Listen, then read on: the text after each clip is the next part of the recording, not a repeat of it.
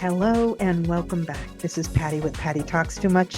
And today I'm going to talk about some of the things that I do to try to stay clean in a toxic world.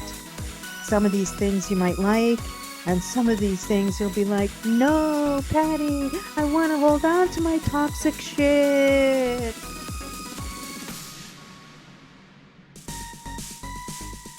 Okay, so we all agree, for the most part, that we live in a really toxic world. Unless you're a super, super toxic person and you just think it's dandy.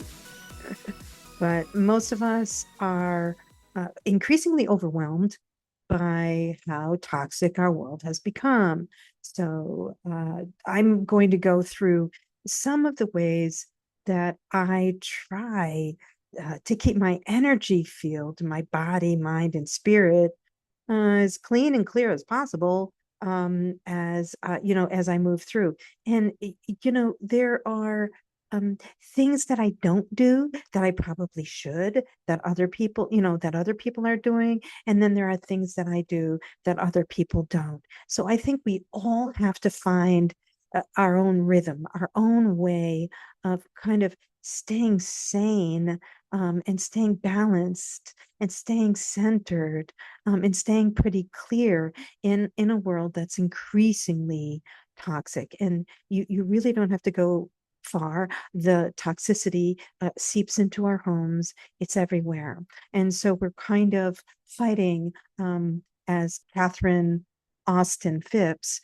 will say, it is an omni war, in that they're coming at us from just about every angle. And I think at this point, um, if you don't think that we're in a spiritual war, and that this is a spiritual battle, then this just might not be a video for you. This may not be a podcast for you, because I'm coming at it with the understanding that this is what it is. And it really doesn't matter, by the way, if you are Christian or spiritual, or what your religious bent is, or what your spirituality is.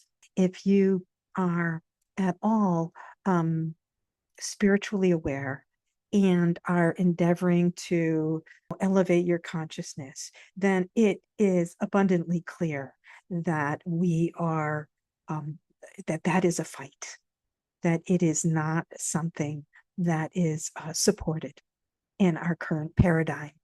And so here we are, many of us wanting and yearning for that new world, for a world where we will feel more free and more abundant, and more secure, and where love prevails, and where integrity and all of these things are the norm again.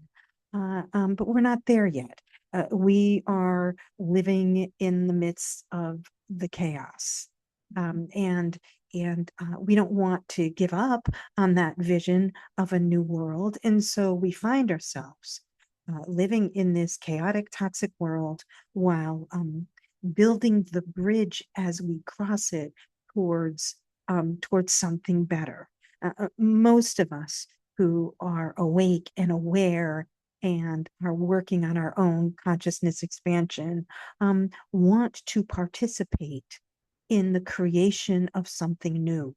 That we really want, to be a part of, something down the road that is so much better than the way that we're living now, whether it's the educational system, the medical system, the political system, all of these systems that have completely failed us, and in some cases are in a complete free for all. I mean, a free fall at this point. So here we are in the midst of probably the most chaotic moment. They say the darkest before the dawn. I don't know. You know what, or when a drug addict has to hit bottom before they can, or people who have a near death experience and then everything changes. I don't know if we're quite there yet. And I was just speaking to a friend just the other day and saying, I don't know if humanity needs to have a near death experience in order to kind of have a dramatic shift in consciousness. I don't know. But if the universe decides that that's the kind of smack in the head we need, then that's probably what we're going to get. But in the meantime, those of us who are wanting and yearning and working towards something more positive, we are also living in the present and in the world that we're living in as it's kind of coming apart, and it's super, super chaotic. And there is a lot of dense energy here that we're kind of navigating. So with that in mind, I'm just going to share some of the things that I do and that I am doing. And I find that I keep adding to the things that I do. And this, I've been on this journey for many years. When I owned my coffee house, I, was very, very attuned to my energy, the energy of the coffee house, and the my energy when preparing food for others. So I did a lot of kind of conscious work around that, and and looked a lot at the quality of food and food preparation, and was really generally appalled at the kind of energy that went on in generally in restaurant kitchens. Um, I was not a fan of Gordon Ramsay. I was like, I wouldn't want to eat food out of a kitchen where there's that much screaming going on.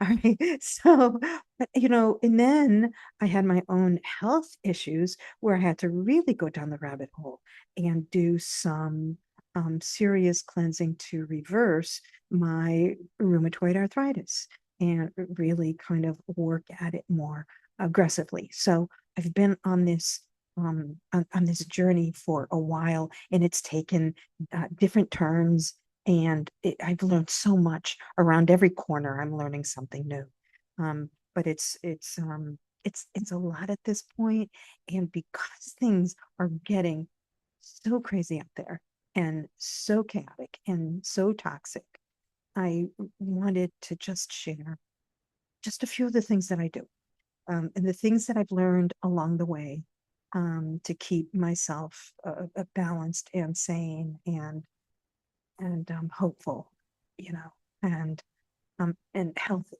mind, body, and spirit.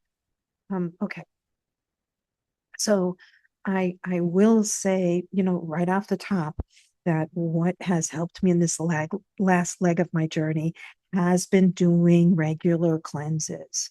A lot of times when people are spiritual, they think that the body, well, the body is the body, but really the most important thing is, my spirit, and I'm going to meditate 8 hours a day, and that's going to take care of everything. And our body is the vehicle that we chose to be in this third dimensional world. And it is the vehicle that we have, and we need to take care of it. And also, our body is far more magical and mysterious, more than we ever could imagine. So it's an amazing vessel, and it is capable of miraculous kinds of healing, but we have to help it along because our bodies have been under attack. And a lot of that comes from the food that we ingest. And of course, some of the medications that we take, some of them we're forced to, and some of them we take because we are very, very trusting of the medical system, which I think is changing rapidly now, especially in the last few years. People are like, I don't know so much if I trust them. People are a little less trusting of their doctors, unfortunately, because I mean, I think it's a good thing because I think that doctors have become, many of them are the mouthpieces for the pharmaceutical companies. That's where they make a lot of their money, and unfortunately, the solutions that are offered are pharmaceutical solutions. So regular cleanses. So I'm talking colon, liver, deep tissue, those kinds of cleanses that really work to clean out our vital organs. And there are lots of different cleanses you can do. I follow a particular protocol. People historically, in the old days, they would do seasonal cleanses. So I highly recommend um, do, doing a regimen of cleanses, and that does include parasite cleanses, because I think that parasites are far more of an issue than we have been told. And I think that parasites are at the root of a lot of of what ails us. Unfortunately, the medical system has not done an adequate job in addressing that. So we have to address it ourselves. Basically, we have to take our health, our physical health, our mental health, our spiritual health into our own hands. So, are we going to continue to trust doctors and hospitals and schools and even our churches and our priests and our preachers for our spiritual health? Are any of them guiding us in the way that feels like it is the right way to be going? And so I think it's all being questioned now. And the thing is that I think that collectively we're being pushed to take it all into our own hands and take personal responsibility for every aspect of our lives, our physical health, our mental health, our spiritual health, and not be giving away our power to any entity or force outside of ourselves. Take back our power and our sovereignty and guide our own health in these areas. So regular cleanses, um, including a parasite cleanse, as often as you feel you need to. I do regular parasite cleanses. I mean, if you're fairly healthy and think you don't really have parasites, you can do it twice a year. But that's all just that's part of what I do now. Salt baths. I love salt baths. And I love salt baths because um, they clear our auric field. And so when I owned a cafe, I used to take a salt bath every morning so that when I came into the kitchen, my energy field was clear, and I wasn't taking any kind of denser or negative energies into the kitchen with me when I prepared food. So salt baths are great at the end of the day, or I do it once a week, like at the end of a week on the weekend. It's just a way to it's a way I treat myself to kind of a cleansing, kind of relaxing bath, and that is with Epsom salt and baking soda. That combination, maybe an essential oil if you want. Um, so walking, regular exercise and laughing. When we talk about raising our vibration or our spirits, it's harder and harder to laugh these days. We have fewer reasons to laugh, but laughing is actually essentially kind of breaks us open a little bit to be able to kind of raise our vibration. So a lot of people who are talk about raising their vibration are often so serious about raising their vibration that they don't laugh. And laughing is, even if you watch a silly, stupid movie and you laugh, you are probably doing more to raise your vibration than someone who is very, very serious about raising their vibration. So just saying.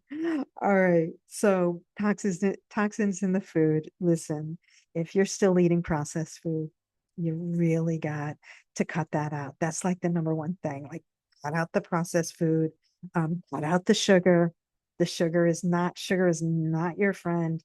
Frozen pre-made foods. I used to, I've known vegans who are like, well, we're really healthy. We're vegan. And most of the food that they ate was like prepackaged soy stuff that was frozen, and they just kind of threw it on a tray and put it in the oven. Not healthy, not healthy at all. Cooking your own meals. Like, I think the more that we cook for ourselves, I think people need to return to the kitchen. and start making our own food. Eating out is we're not getting food that's as healthy as the food that we would make at home. And we're also, oftentimes people who work in restaurants and work in those kitchens are there's a lot of dense, angry, angsty energy in those kitchens. And so you're kind of taking that home and eating it. So I would say on all fronts, like mind, body, spirit, the cooking your own meals at home as often as possible is going to be healthier for your body, for your mind, and for your spirit. And also, I mean, I hate to say it because I know some of you are really attached to it, but alcohol is not helping us. And here we are, we're living in a really, really stressed out world. We're feeling it. We come home at the end of the day or on the weekend and we just want to drink it all away. And it's not serving us at this point. And there are a lot of people who are feeling it. Alcohol is not our friend. And it puts us into a state of consciousness where we are vulnerable to denser energies. So you see that in bars. You see that at a certain hour of the night. Um, the whole energy of the place shifts, and I think personally that it has to do with entities that hang out and attach themselves to people as they kind of slip into inebriation. So I think alcohol makes us vulnerable to those kinds of denser, darker, more negative energies. And if we really want to keep our vehicle clean and clear, alcohol is not our friend. Sorry. Yeah, I know that's a bummer.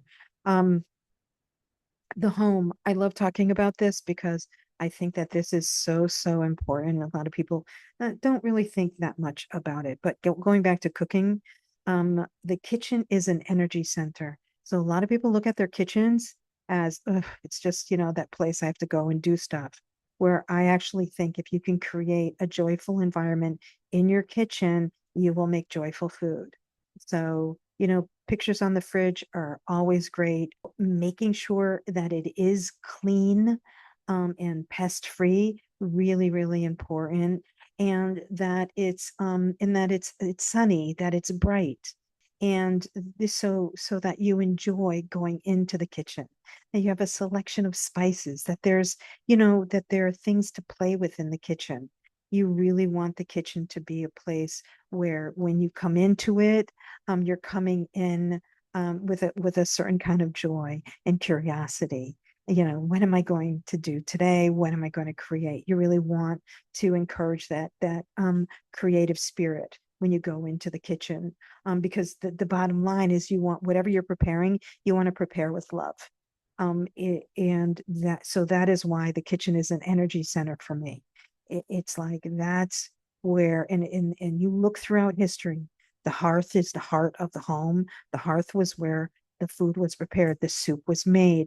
It is that heart of the home. So the kitchen is still that. It is an important energy center in our homes, and a lot of times people don't relate to it like that at all. I think with more and more people concerned about their health, they're returning to the kitchen and they're kind of all thumbs in there. They don't really know what to do. They hardly know how to cook because we've gotten so far removed. So one thing is to start experimenting with cooking, but also look at your kitchen and make it a place that you really like to be. Put on some music, dance while you're cooking, make it fun, right? Make it because you want to be joyful when you're making food, because it's about energy, and that energy is going into the food and it is affecting you and your loved ones on a cellular level.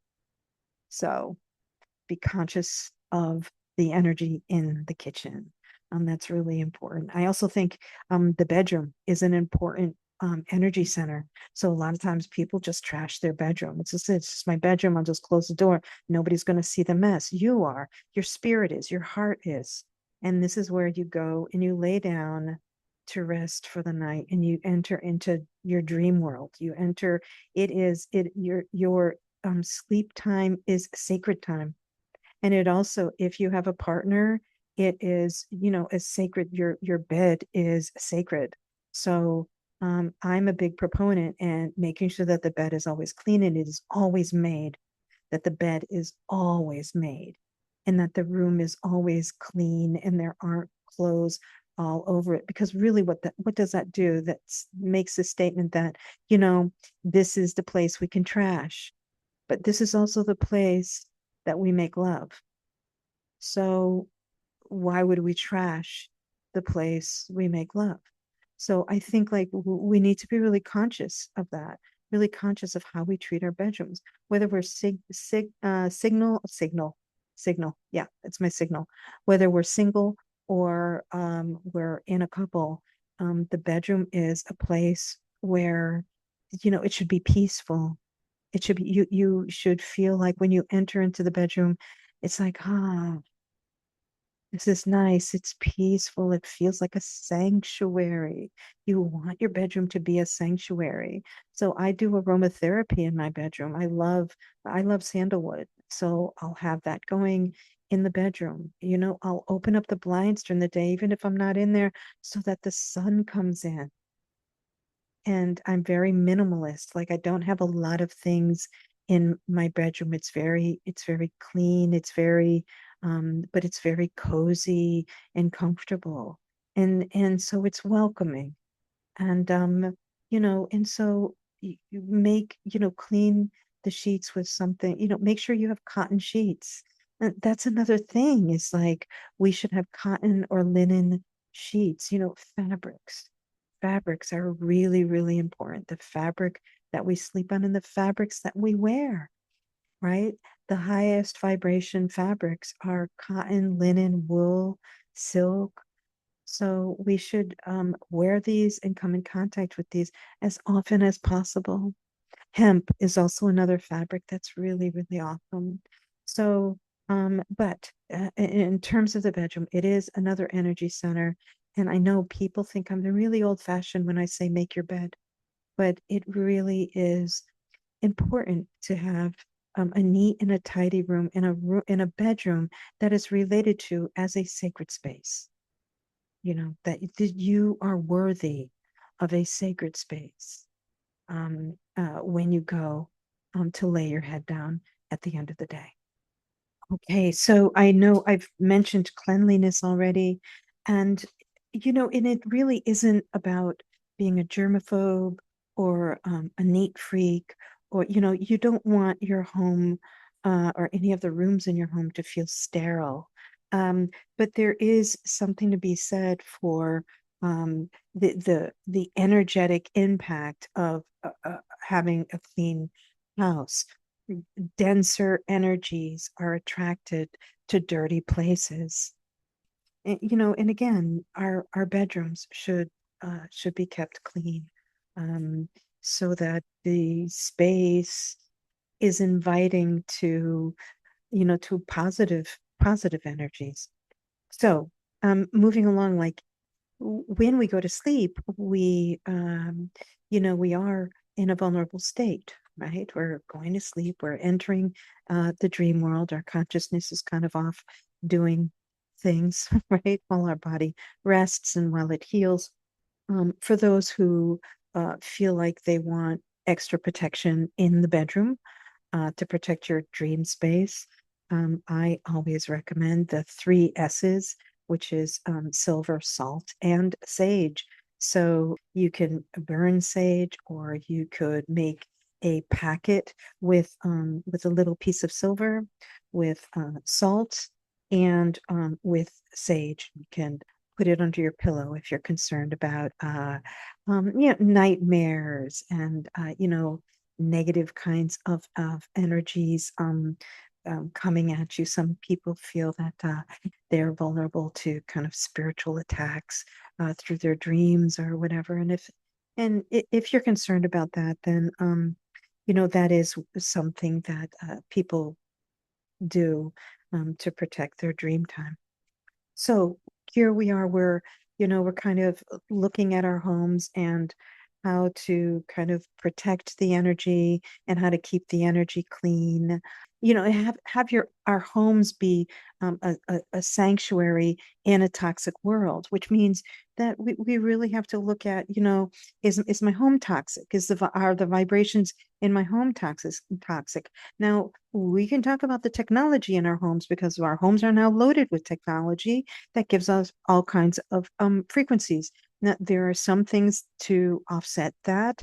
Uh, Salt lamps are, those Himalayan salt lamps are good for keeping near technology to kind of balance out the energy that's coming off of our technology. Shungite is also a wonderful protectant from those kinds of frequencies that come off of our technology. Shungite, that's Shungite.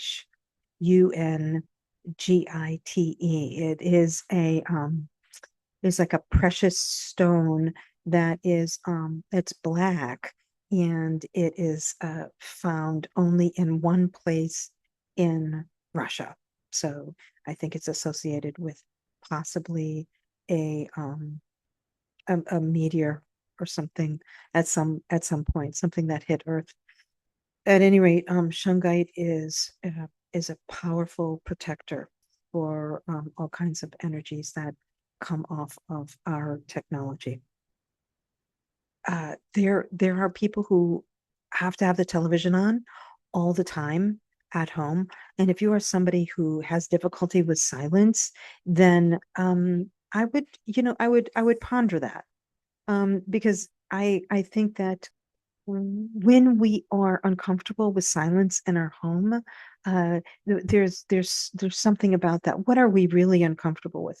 It would be good to kind of lean into that and find out more about that. Why are we so uncomfortable with silence? It reminds me of an old Alanis Morissette song.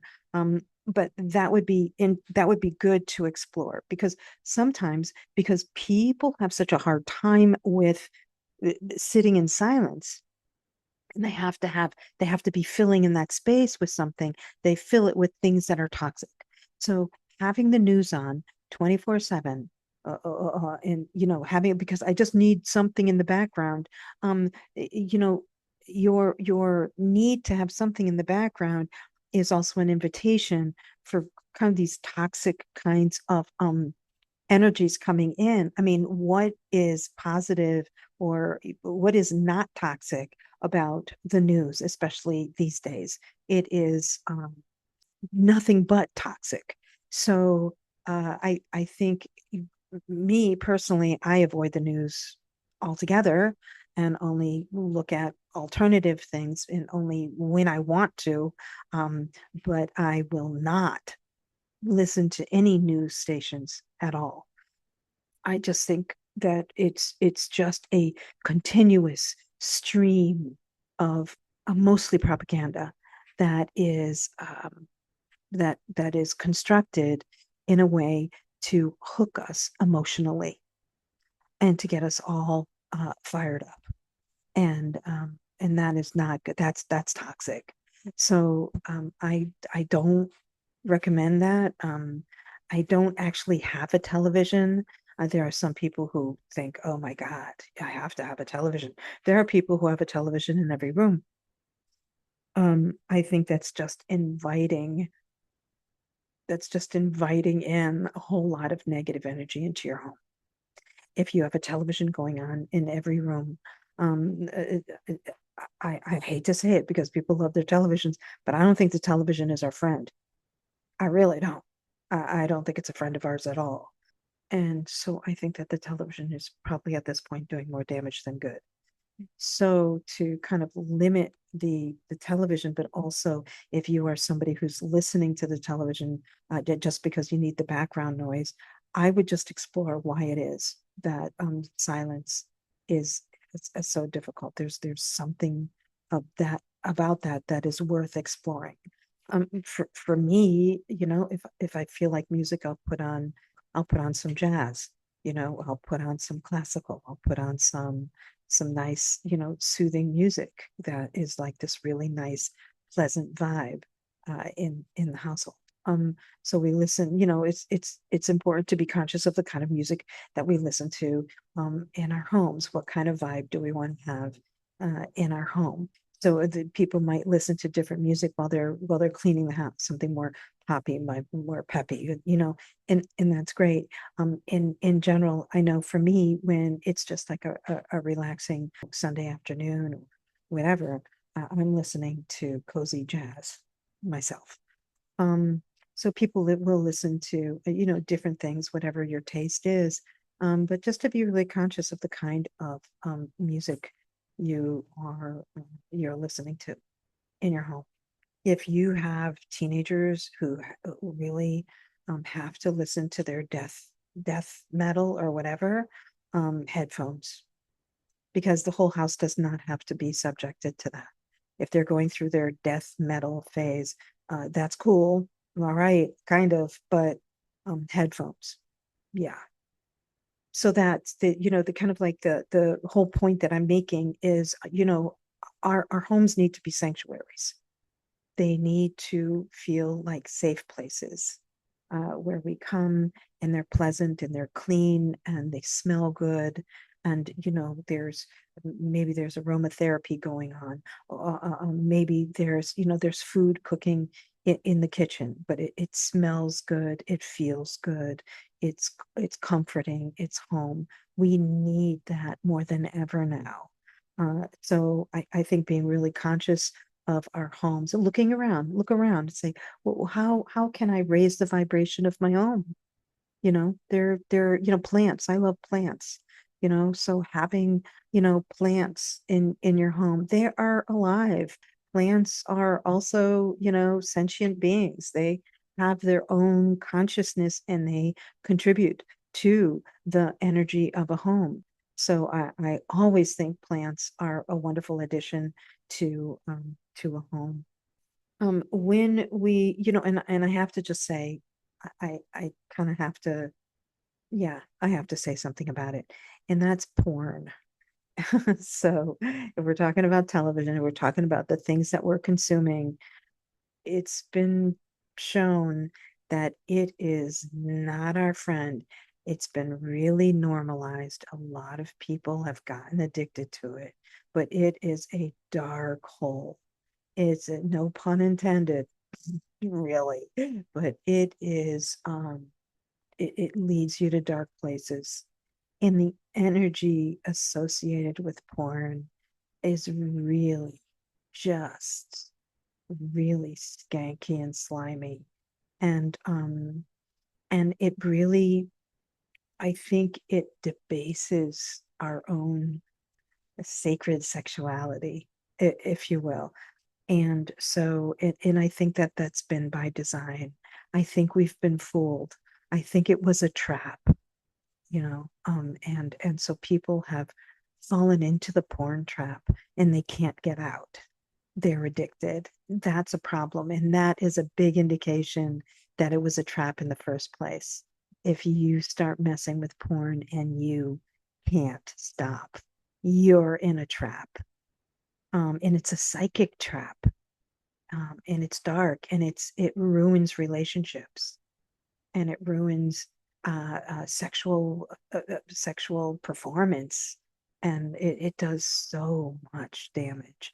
So that's just one of those things where, like, if you've got that going on the screens in your home, it's just filling your home with that kind of vibration. So it's just something to rethink.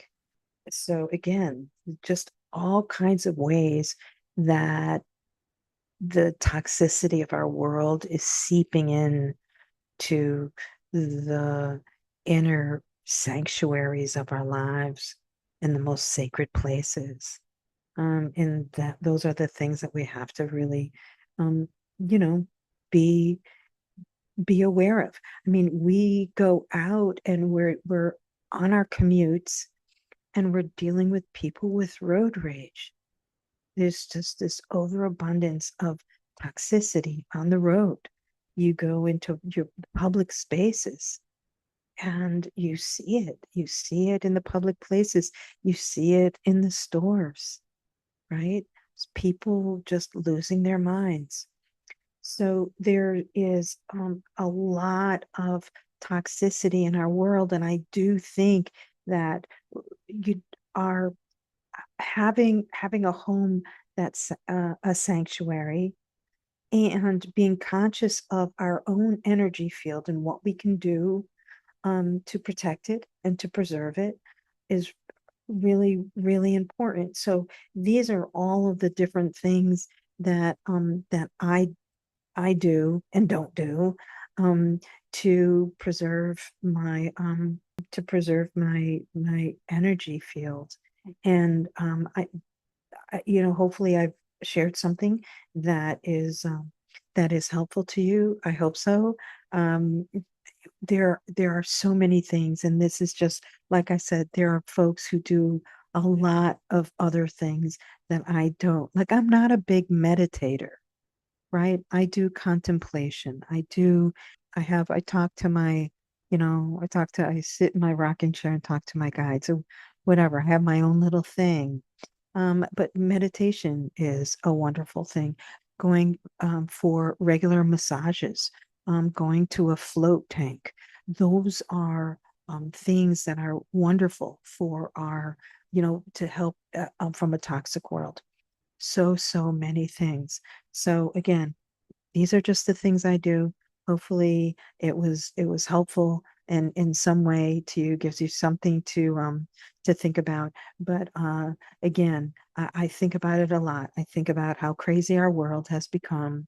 And I am always thinking, how can I ramp up my efforts to protect my own energy field and to keep myself centered during a time that's really